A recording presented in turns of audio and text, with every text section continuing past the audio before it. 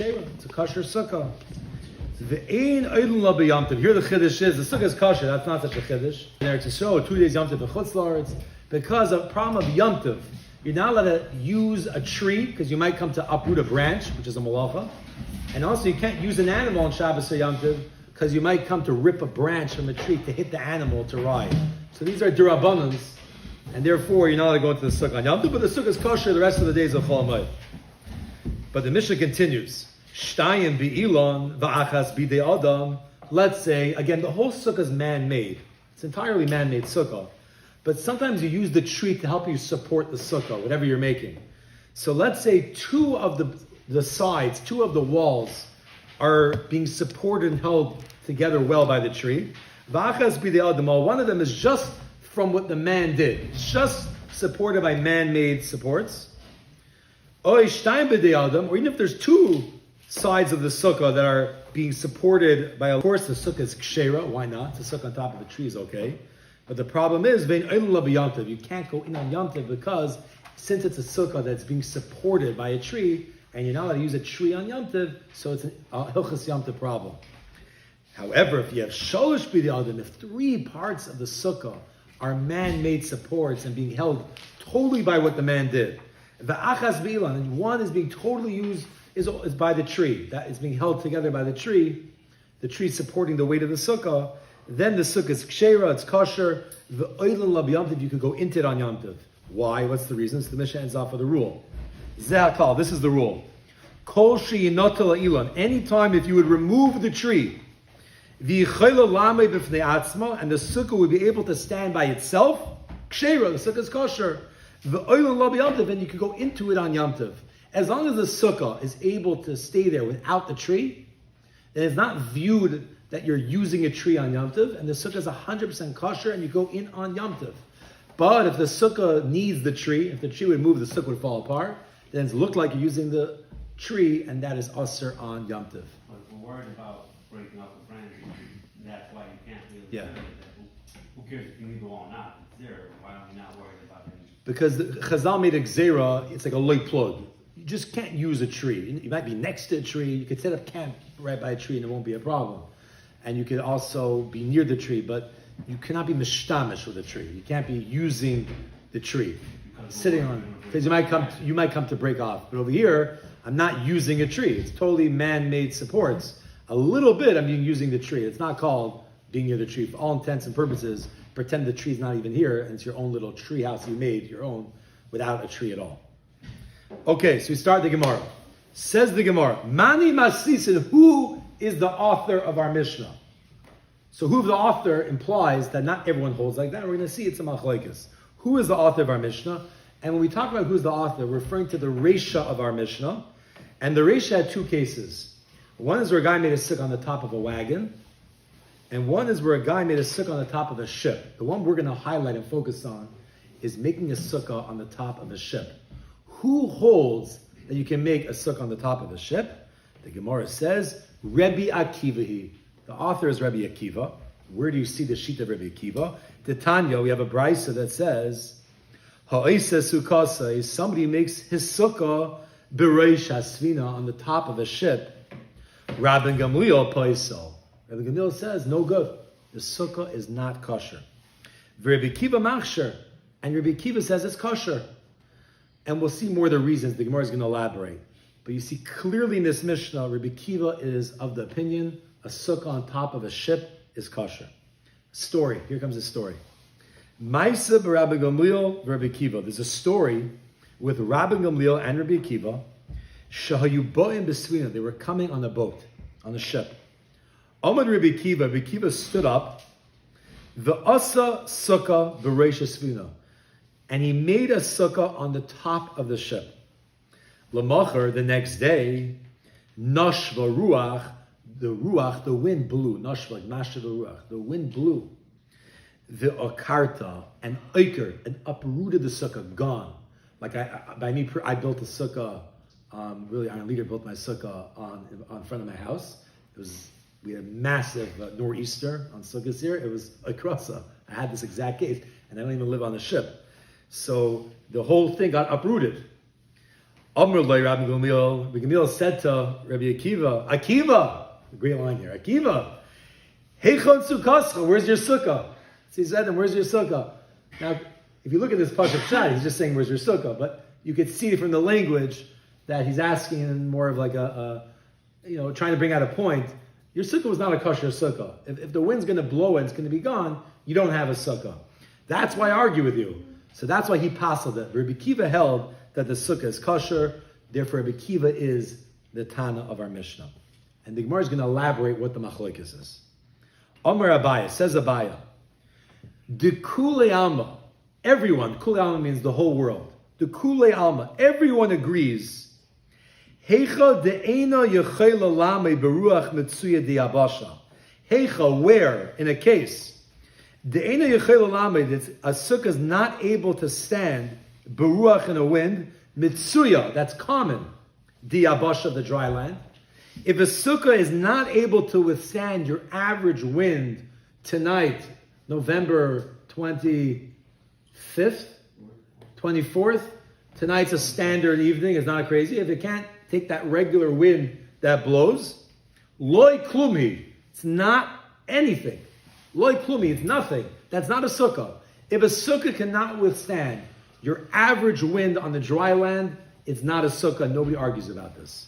It has to be able to stand at least that. So that's number one. Number two, yechayla lamed b'she'ena mitzuya diabasha. If it's able to stand in an ena mitzuya, in an uncommon wind of the yabasha, so it doesn't say the wind part, but it means an ena mitzuya wind of the yabasha, of a dry land. Kuliyama, everyone, loy pligi dikshera, nobody argues that it's kosher.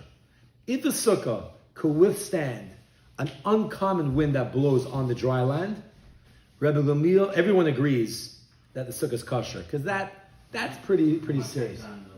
Well, we're going to get to the boat in a second. We're building ourselves to elaborate where the machlokes is. If it can't stand a regular wind on the dry land, everybody agrees it's no good. If it will withstand an uncommon wind on the dry land, everyone agrees it's for sure good. Yeah. So if it withstand uncommon wind, then what's the shiur? Right. That's very good. Kuliyam pligi. We'll see. We're going to get to the sea. The sea's a little more dangerous there. What's his point? He's trying to narrow in where the machlokes is. He's trying to bring out both sides, the extremes, and then we're going to narrow in on the machlokes. But there is something that's more. It's an uncommon wind on dry land. Yeah. Sorry. If it could withstand a common wind, but not an uncommon wind. Yeah. On dry land, it's kosher. Here we go. Very good. Oh, he's saying I don't Ki pligi. Where do they argue? B'diyachayla lamei beruach mitzuya diabasha. Where it's able to withstand a common wind on the dry land. Ve'ena yechayla lamed. Now, there's two different girsayas here. We're going to switch to different girsa. Okay? It's easier to read. They bring it in Agayis V'tziyunim. So if you want to write the sin, or you want to just keep it in your head, it's in Aleph Agayis V'tziyunim. If you look at it, you see Aleph Agayis V'tziyunim on the right side of my Gemara, about the set, this Maseres Hashas, Agayis V'tziyunim. They stick in over here, Ve'ena chayil lamed beruach mitzuya diyam, okay, of the sea, because we're talking about a ship here. A sukkah that's able to withstand an average wind on the dry land, but it can't withstand an average wind on the sea. What do you do about that? Right now, the ship, this sukkah is on a ship. Fact is a fact, that's where it is. So even though it can withstand your common wind on the dry land, if it can't withstand the common wind on the sea, now this is going to be problematic. Yeah.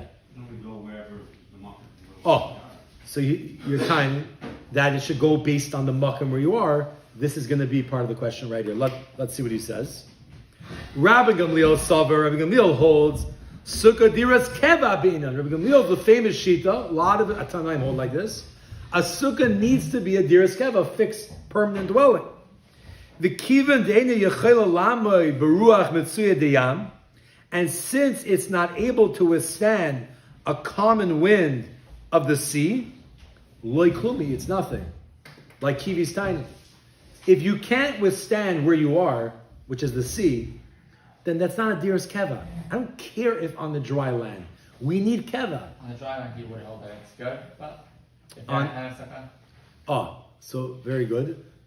Basically, a ruach mitsuya diyam, a common wind of the sea, is pretty much the same thing as an uncommon wind of the dry land. Pretty similar. Okay, an uncommon wind of the land is like a common wind in the sea. But part of the question is where is the sukkah? So it makes it much worse if you're on the sea. Because if you're on the sea, we have to talk about at least the most standard wind. But technically, the most standard wind of the sea is very similar to the uncommon wind of the dry land. So Gamil says we have to look at your location. so What? if you would be on the dry land, that sukkah would be kosher. That'd be still be kosher, right? It might still be a machlokes, but it might be a little bit. It's a question if it's a machlokes. Okay, and this is really digging deep here, just to bring it out. If you are on the dry land, okay, and you could withhold an uncommon, you could withhold a regular wind on the dry land. Does it make it any better if you could not withstand the uncommon wind on the dry land, but you're not on the sea right now? Basically, if you can't withstand any wind, it might be worse, even if that wind is equal to the wind on the dry land, which is uncommon. Okay, it's very confusing. So let's back it up. There's four types of winds. There's the regular wind in Manchester, and there's the uncommon wind in Manchester, okay? That's pretty simple. And on the sea, you go to the Atlantic Ocean, there's the common wind of the ocean, and there's the really crazy uncommon wind of the ocean. The way it's set up is the easiest wind is the common wind of the dry land. The uncommon wind of Manchester and the regular wind of Atlantic Ocean are the same. So you big storm here and a regular wind on the Atlantic Ocean is the same. And an uncommon wind on the sea is like crazy. Nobody holds you have to have a sukkah that could withstand a crazy wind on the sea. That's like, you have to build a house pretty much. Even a house won't withstand it. What? So that's like too extreme of a keva. Like a real stormy wind on the sea, like even McMill says, you don't have to withstand that. It doesn't need that. So those are the different levels, yeah. We're talking about a boat that's moving? The ship, yeah. So then you even know when this... So that happens to be a good question. The whole thing is like the wagon, but since a ship is really big, and we look at it like its own place, go on a cruise ship, we don't view it like a wagon as so movable. It's like a fixed structure. It's like as big as a block in Manchester. So therefore, it's considered permanent enough. That's a good point. So before digging deeper into yours, because it's going to get everyone confused, but Ramil says, if you can't withstand your average wind on the sea, then it's not a sukkah. That does not have permanence. Even though that's a pretty crazy wind, right? Because if you go on the dry land, it's very uncommon. But if it's on the sea, you're not able to withstand it. I do not have a diras keva here. So just to read the words of Rabbi Gamil again. Rabbi Gamil holds, sukkah diras keva bina. Sukkah needs to be a fixed dira. The kivan de'ene chel lame beruach mitsuya diyam. And since it's not able to withstand your regular wind of the sea, loiklumi, it's nothing. The Rabbi Akiva holds, sukkah diras arabinam. A sukkah, he holds, needs to be a temporary sukkah. It doesn't have to be keva fixed. The kivan, and since since it could withstand a regular wind of the dry land, kshera, the sukkah is kosher. Rabbi Kiva says, I know it sounds crazy. You're on a ship, and your typical wind will rock this sukkah and knock it out of the ballpark. At the end of the day, I look at what's a sukkah on the abasha, on the dry land. If this sukkah could withstand your regular wind, that is enough for him. Sukkah dira sarai. Rabbi Gamliel holds, look where you are. You're on the sea. If you cannot withstand your typical wind, you do not have a sukkah. And the harayah to prove it, Rabbi Akiva built this sukkah, flew away, and he said, where's your sukkah? Akiva, heichan sukkascha. So that is the sugi here about the ship. How kavua does something have to be? If you're a Tana that holds sukkah diras keva bina, I need to see a lot more here. You have to be able to withstand the regular place. But the Rabbi Akiva says no. As long as officially this is a good sukkah, even though on the ship it's not going to last long, it's still considered a good sukkah. Your question is a little bit deeper, and I don't want to get into it. It's going to take up too much time, and I want to talk about it afterwards. But it's a good question. What would Rabbi Gamliel hold about on the dry land, where it could withstand your typical wind but can't withstand an uncommon wind? It doesn't seem to talk about that case, because there, your average wind it does stand up to, which is not your unaverage wind, but it's not the sea. It has regular winds there as well. Okay, continuing on. The Gemara says, Al Gabi Gamel. Just try this Gemara for a little bit, see what we can get to. On top of a camel. Guy made a sukkah on top of a camel. So that was the Mishnah, etc. Masnisa Mani, who is the author of our Mishnah that says that you could build a sukkah on top of a camel? Now, what's the issue of being on top of a camel? Nothing. Nothing. You build a nice sukkah there. It's okay. Sukkah deer is Arabi Inan. It's fine. It's okay. However, the problem is you can't go in on Yom Tov. That was our issue. So the Gemara knows. So who's the Tan of our Mishnah about this? Says the Gemara, Rabbi Meir. It's Rabbi Meir. The Tanya, we have a brisa that says, I'll tell you where Rabbi Meir is. If somebody makes his sukkah on the back of an animal, Rabbi Meir machsher. Rabbi Meir says the sukkah is kosher. Rabbi Yehuda paisel. Rabbi Yehuda says the sukkah is pasel. So our Mishnah is not Rabbi Yehuda. So my time at Rabbi Yehuda, what is the reason for Rabbi Yehuda? What's wrong with the sukkah on top of the animal? Amar Kra, because the pasuk says, this is a pasuk, Chag HaSukkah is tasel chosheves yomim. You should make the Yom Tov of Sukkah for 7 days. You should make the Yom Tov of Sukkah for 7 days. And the Gemara darshans, Sukkah haru'uya l'shiva, a sukkah that's fit for 7 days, Shema sukkah is called a sukkah. Sukkah she'ein haru'uya l'shiva, a sukkah that's not fit for 7, loy Shema sukkah is not called a sukkah. Rabbi Yehuda's opinion is a sukkah, to be called a sukkah, has to be able to last 7 days. If it doesn't last 7 days, it's not a sukkah. It's not a sukkah. You don't have to be in the sukkah. If let's say a guy moves and he goes to a different sukkah, that's fine. But the sukkah that you built has to officially be able to hold up for 7 days. So Rabbi Yehuda says building a sukkah on an animal is not going to last you for 7 days. Why not? Why not? It's totally fine. It's built and well nailed in. Why would a sukkah last for 7 days? You know why? Because you can't go in on Yom Tov. Because Yom Tov, you're not allowed to use an animal. So it's hilchas Yom Tov, not sukkah. The sukkah is kosher, be'etzem. But because I can't go in on the first day of Yom Tov, because of the hilchas Yom Tov problem, because of a derabanan that I might come to go on the animal and break off a tree to hit the animal, therefore I can't use the sukkah for the whole 7 days. One day it's also a derabanan to go in the sukkah. Can't go in before?